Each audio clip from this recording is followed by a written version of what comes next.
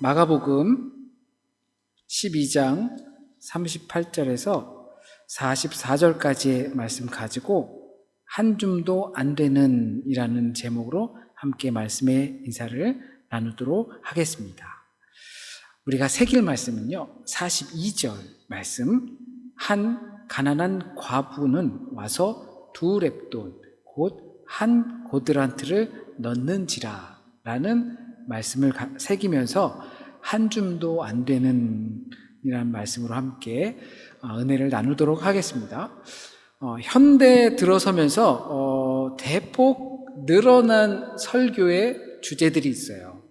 그게 이렇게 좀 살펴보면 위로, 격려 또는 어떻게 해야 할지 등 사람을 이해하고 사람이란 상태가 어떤 사람이고 저 사람은 왜 그런 행동을 하고 또 그런 행동으로 인해서 어떠한 일들이 있는지 상황을 이해하는 쪽으로 많이 늘어났어요. 아마도 우리 사회의 심리학의 또는 정신의학, 상담학 이쪽 부분이 많이 늘어났기 때문일 것 같아요. 방송이나 이런 데에서도 유아 상담 또는 청소년 상담, 부부 상담 이런 관련된 그 방송이 꽤 많아요. 반면 대폭 줄어든 설교가 있습니다. 죄에 관한 설교 또는 헌금에 관한 설교입니다. 그런 이유는 정서적으로 듣기 거북하다라는 이유가 될 거예요. 당신은 죄인입니다 라는 말이 편할 리가 없겠죠. 헌금해 주세요. 헌금 이야기 나오면 교회가 돈을 밝히는 것 같아서 거북하게 느껴질 수가 있어요. 특히 헌금은 우리 생활과 매우 직접적으로 연관되어 있는 경제적인 문제라다 보니까 더 예민하게 생각이 됩니다. 다른 건 몰라도 어쩌면 그렇게 되는 이유가 헌금을 사용하는 것이 어떻게 사용되는지 모르기 때문에 어쩌면 그럴지 모르겠어요. 헌금이 알맞게 잘 사용되고 있는가 궁금할 수 있죠. 당연히 헌금은 잘 사용되어야 합니다. 현대그룹의 정주영 회장이 그런 말을 했다죠. 네 돈이어도 그렇게 했겠냐? 네 돈이어도 그렇게 했겠냐? 당연히 하나님께 드리는 것이기 때문에 낭비해서도 안 되고 적절하게 사용되어야 합니다. 헌금은 하나님께 드리는 예물입니다. 그렇기 때문에 그 드려진 헌금을 하나님의 뜻에 합당하게 사용할 수 있어야 합니다. 이 부분에 있어서 제물은 예수 그리스도만이 우리를 구원하시는 온전한 제물로 드려졌으니까 이제 구약적인 관점에서 이 제물인 헌금은 더 이상 양인, 소, 비둘기 이런 것들은 신약적 관점으로 더 이상 필요 없다고 하는 사람들도 있을 겁니다. 맞아요. 그럴 수 있습니다. 고대에 신께 바쳐지는 그 제물은 그런 제물 같은 개념이라면 거의 대부분 고대 제물은 신과 우리 또는 나와의 수직적인 관계의 중심입니다. 나의 죄를 씻는다든지 나와 신과의 관계를 다시 좋게 한다든지 그러니까 나를 위한 제물이라고 볼 수가 있어요. 그런데 바울의 편지들에서 보면 그리스도인의 공동체를 서로 돕기 위해서 연보를 부탁했어요. 그래서 그 연보를 바울이 직접 계좌이체가 안 되니까 다니면서 받아서 그 도움이 필요한 교회에 전달해 주기도 했습니다. 그러니까 헌금이라는 것은 우리가 마음의 중심으로 하나님께 드리고 그리고 그것을 하나님의 뜻을 따라서 이 땅에서 이루어지는 하나님의 나라 건설과 하나님의 백성을 위한 현실적으로 사용되어지는 겁니다. 이렇게 생각한다면 교회의 존재 목적이 무엇인지 우리는 다시 한번 생각할 필요가 있어요. 우리가 헌금을 드릴 때 내 마음의 중심을 다해서 이 땅에서 있는 그 하나님의 자녀와 백성들을 위해서 사용되는데 그 교회를 통해서 이루어지는 겁니다. 교회 내에선 알게 모르게 굉장히 많은 일들이 일어나요. 우리가 예배를 드리기도 하고, 또 친교를 나누기도 하고, 또 말씀을 듣고 배우고, 서로 위해서 기도해주고, 또 힘든 이들이 있으면 위로해주고, 또 격려해주고 합니다. 교회에선 정말로 많은 일들이 일어납니다. 비록 한 줌도 안 되는 상태라고 하더라도 그 일들은 다 동시다발적으로 일어나요. 그런 교회 공동체가 유지되기 위해선 한 사람만이 아닌 한 사람 한 사람의 헌신과 사랑이 그리고 봉사가 요구됩니다. 우리가 속해 있는 모든 공동체가 그렇습니다. 회사, 학교, 동아리, 우린 그 공동체에서 유익을 얻고 그 유익이 지속 가능해지기 위해선 헌신 또는 봉사가 필요합니다. 가정 공동체도 마찬가지예요. 그 가정 공동체를 통해서 얻어지는 유익이 있어요. 그 유익이 우리의 삶에서 유지되기 위해선 한 사람만의 희생과 헌신과 봉사로는 되지 않습니다. 모두가 같이 한 사람 한 사람이 헌신하는 부분, 봉사하는 부분들이 있어야지 그 가족 공동체를 통해서 얻어지는 유익을 지속할 수가 있게 됩니다. 주고받는 관계라고 쉽게 말할 수가 있어요. 거기서 주는 유익, 이것을 받고 내가 그것을 위해 주는 거죠. 학교에선 배움을 얻죠. 그리고 친구들 사이에선 즐거움을 얻고요. 회사에선 미래를 준비할 수 있게 돼요. 그런데 더 이상 유익이 없다면 그 관계는 끊어지고 말 겁니다. 학교 더 이상 배우지 못하면 학교 졸업하는 거죠. 친구들 관계에서 유익이 없다면 절교하는 겁니다. 회사에서 더 이상 월급이 나오지 않으면 그만두고 미래가 없기 때문에 다른 회사로 가는 겁니다. 모두가 그렇습니다. 그렇다면 교회 공동체는 어떤 유익을 우리에게 주고 있습니까? 나는 교회 공동체를 통해서 어떤 유익을 얻고 있습니까? 당연히 하나님의 구원하심, 그래서 그 구원하심으로 인한 평안함, 그 평안함으로 인한 열매 맺음, 그 열매 맺음, 그것을 열매 나눔, 이러한 삶 등이 있을 겁니다. 모두가 다 그렇게 유익을 얻고 계신 줄 믿습니다. 그렇다면 이 공동체도 여타 다른 공동체와 다름없이 내게 유익이 없다면 끊어지는 것일까요? 어쩌면 교회 공동체를 통해서도 세속적인 유익이 중심이 된다면 충분히 그럴 수 있을 겁니다. 이 공동체를 통해서 내게 주어지는 유익이 없어지면 그러면 나도 끊는 거죠. 그럼 세속적인 공동체와 다를 바가 없게 되는 겁니다. 그런 관점에서 본다면 교회 공동체 안에서는 내가 받는 것보다 주는 것이 더 많을 수밖에 없습니다. 주고 받아야 되는데 받는 것보단 세속적 관점으로 따지면 주는 게 더 많은 거예요. 왜냐하면 실상은 내가 받은 것이 더욱 크기 때문입니다.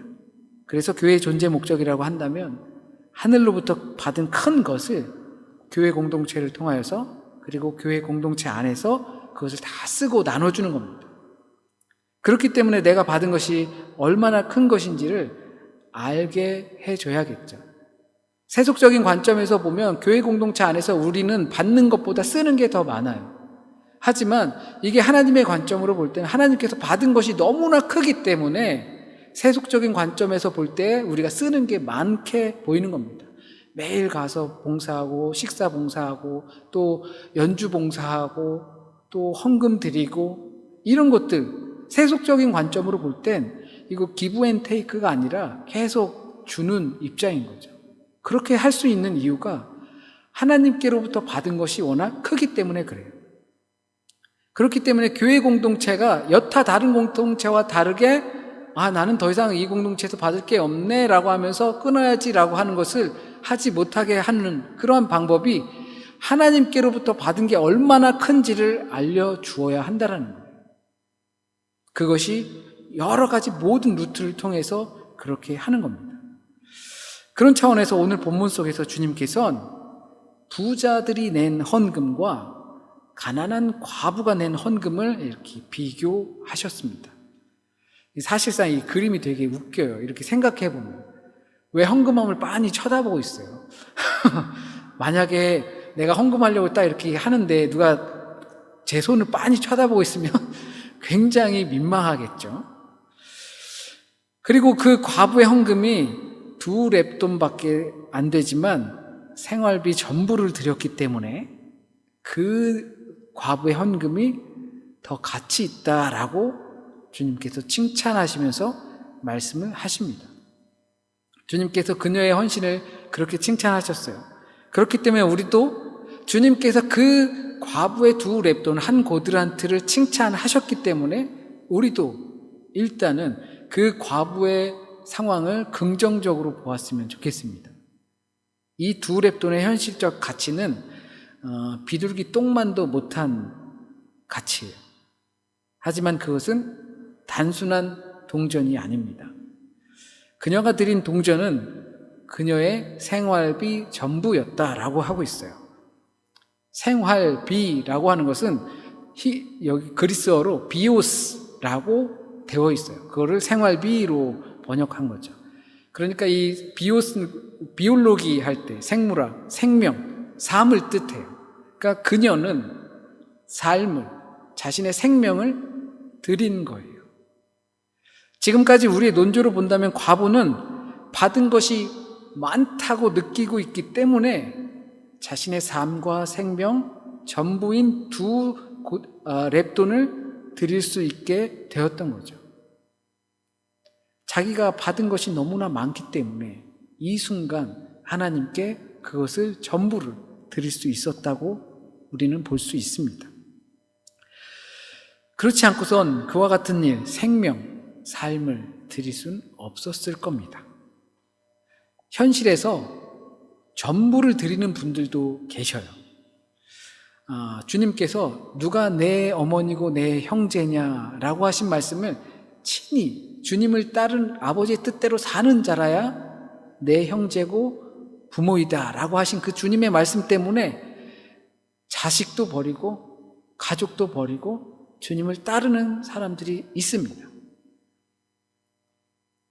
전답을 팔아서, 재산을 팔아서 나누어주고 나를 따르라 라고 하신 그 말씀 때문에 자신의 재물을 다 팔고 가난한 이들에게 나눠주고 길에서 전도하시는 분들도 계십니다.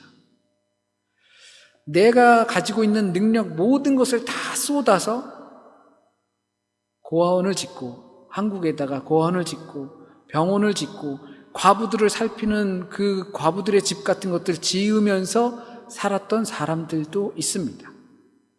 어떻게 그럴 수 있습니까? 받은 것이 너무나 크기 때문에, 그렇기 때문에 자신들의 전부를 드릴 수 있었던 겁니다. 이 여인과 유사한 이야기가 구약에도 나옵니다. 사르밧 과부 이야기입니다. 항아리에 있던 곡식 한 줌을 이제 먹고 자식이랑 죽으려고 했었죠. 한 줌밖에 안 되는 것으로 엘리야를 먹였습니다. 먹고 죽으려고 그래야지 때깔도 좋다고 그랬는데, 그러려고 했는데 먹고 못 죽고 그냥 죽게 생긴 거죠. 어떤 사람들은 돌아가신 부모님이 연옥에서 천국으로 갈 수 있도록 내가 오늘 먹을 양식을 포기한 채 면벌부를 사는 사람들도 있었습니다. 거기에 자신의 전부를 바친 사람들을 주님께서 높이 평가하십니다. 우리는 지금 삐딱하게 생각할 수 있지만 그 자세를 2렙돈을 드렸던 그 여인을 칭찬하셨듯 자신의 것을 전부 드린 그 사람들은 칭찬하셨습니다. 그래서 우리도 전부를 드려야 합니다. 전부 맡겨야 합니다. 전부 하나님의 것입니다. 가지고 갈 것도 아니죠. 그 한 줌도 되지 않는 것을 하나님께 드려야지 한 줌도 되지 않는 것을 끌어안고 있지 말라는 겁니다. 우리 모두는 어차피 한 줌의 죄로 돌아갈 수밖에 없기 때문입니다. 곧 자신의 생명 유지 방식 전부를 하나님께 그녀는 맡긴 것이에요. 그렇게 자신의 것들을 아낌없이 드렸던 사람들은 내 생명을 유지하는 방식을 하나님께 맡겼던 거예요. 세상의 방식으로 내 생명 유지 방식을 한 것이 아니라 삶의 유지 방식을 전부 하나님께 맡겼습니다. 그 반면 부자는 일부만 하나님께 맡겼다는 의미가 될 겁니다. 그렇기 때문에 전부를 맡긴 그 과부를 예수께서는 칭찬하실 수밖에 없었습니다. 그렇다고 해서 일부만 맡긴 그 부자들의 헌금을 폄훼할 수는 없어요.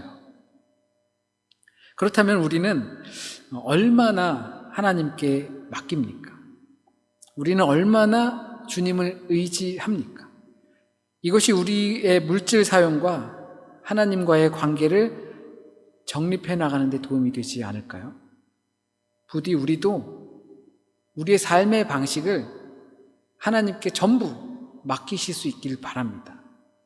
그래서 주님께서 그 과부를 칭찬하셨듯 우리도 그 주님의 칭찬을 받기를 원합니다. 그런데 나는 하나님께 받은 것이 너무 커서 그것을 하나님께 전부 맡기는 마음으로 물질을 드리는데, 비록 일부를 드리지만 적어도 마음만큼은 전부라는 마음으로 드리는데, 그것이 이 땅에서 하나님의 사랑과 이웃사랑의 현실로 반영되지 않는다면 어떨까요? 그래서 주님께서 저들이 과부의 가산을 빼앗았다라고 하십니다. 저들은 38절에 나오는 종교 지도자들입니다. 그들은 긴 옷을 입고 시장을 활보하고 누가 보는 것처럼 오랫동안 기도하는 모습을 갖고 있어요. 외식적이다라고 하는 거죠.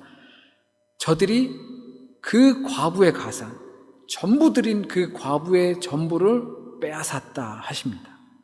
그렇기 때문에 여기서 교회의 존재 목적과 헌금의 바른 사용과 종교 지도자들의 역할이 얼마나 중요한지를 다시 보게 되는 거죠.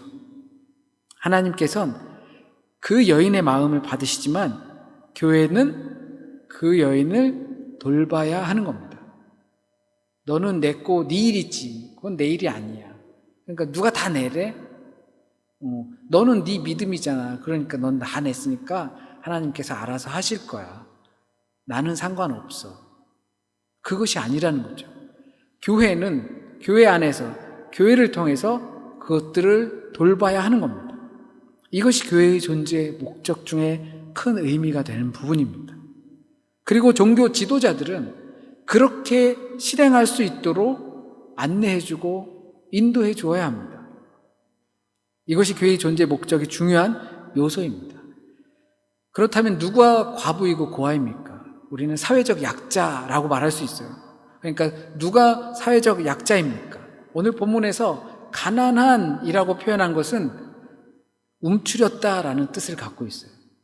가난한 과부, 움츠린 과부가 되는 거죠. 그리고 또 과부라는 뜻은 없다라는 의미가 있어요. 당연히 남편이 없죠. 가난해서 움츠려서 없는 사람들을 뜻할 수 있습니다. 우리는 이걸 표현상 사회적 약자라고 할 수가 있죠. 하지만 우리 주변에 이 움츠려서 없어서 움츠리는 사람들이 분명히 있습니다. 그 움츠려 있는 사람들, 없는 사람들을 위해서 교회는 존재하는 것이고 헌금도 그렇게 사용되어야 합니다. 어디 돕는다고 할 때만 특별 헌금을 하는 것이 아니에요. 그러면 교회는 계속해서 그 일들을 위해서 이벤트를 만들어낼 수밖에 없어요. 교회의 존재 목적을 살리기 위해서 없는 이들과 그래서 움츠려든 이들을 돕기 위해서 교회는 존재하는 거니까 그러기 위해서 특별 헌금 이런 것들을 계속 이벤트를 만들어내야 하는 거예요. 그렇다면 그것이 과연 그 헌금의 순수성, 과부의 헌금과 같을 수 있겠는가라는 거죠. 교회는 고아와 과부들이 움츠러들지 않고 없어도 허리 펴고 어깨 펴고 살 수 있도록 도와주어야 하는 겁니다. 우리 곁에 없어서 움츠러든 사람들이 있을 수 있습니다. 경제적인 문제뿐만 아니라 소망이 없어서, 미래가 없어서, 마음에 온정이 없어서 움츠러든 사람들이 있을 수 있습니다. 교회의 존재 목적은 그들에게 기쁜 소식을 안겨주는 겁니다. 그리고 실제적인 힘이 되어 주어야 합니다. 그렇지 않으면 우리가 그들의 것을 빼앗는 꼴이 될 겁니다. 이것이 우리 안에 있는 한 줌도 안 되는 우리의 믿음입니다. 우리가 입버릇처럼 이야기하듯 하나님은 우리의 모든 것을 알고 계십니다. 우리의 마음도 헤아리시고 우리의 외형들도 알고 계십니다. 내 진심이 다 아십니다. 그러므로 우리는 속일 수가 없습니다. 그렇기 때문에 우리의 한 줌도 되지 않는 믿음을 주님께 맡겨야 합니다. 그래야 내 힘이 필요한 사람들에게 눈길이 갑니다. 하나님 사랑, 그리고 자기 사랑, 그리고 이웃 사랑은 마음으로만 하는 것이 아닙니다. 경제적인 부분에서도 적용됩니다.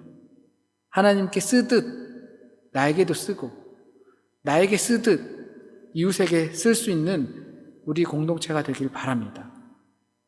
비록 한 줌도 되지 않는 것이지만 내 생명 주께 있다고 고백할 수 있길 바랍니다. 또한 내가 속한 공동체 안에서 내 믿음의 존재 이유를 깨닫고 하나님, 나, 그리고 이웃을 사랑하는 일들이 날마다 늘어나시길 진심으로 소원합니다. 기도드리겠습니다. 주님께서 우리에게 주신 것이 얼마나 큰지 모릅니다. 우리가 교회 공동체를 통하여서 그 크신 사랑과 은혜를 깨닫길 원합니다.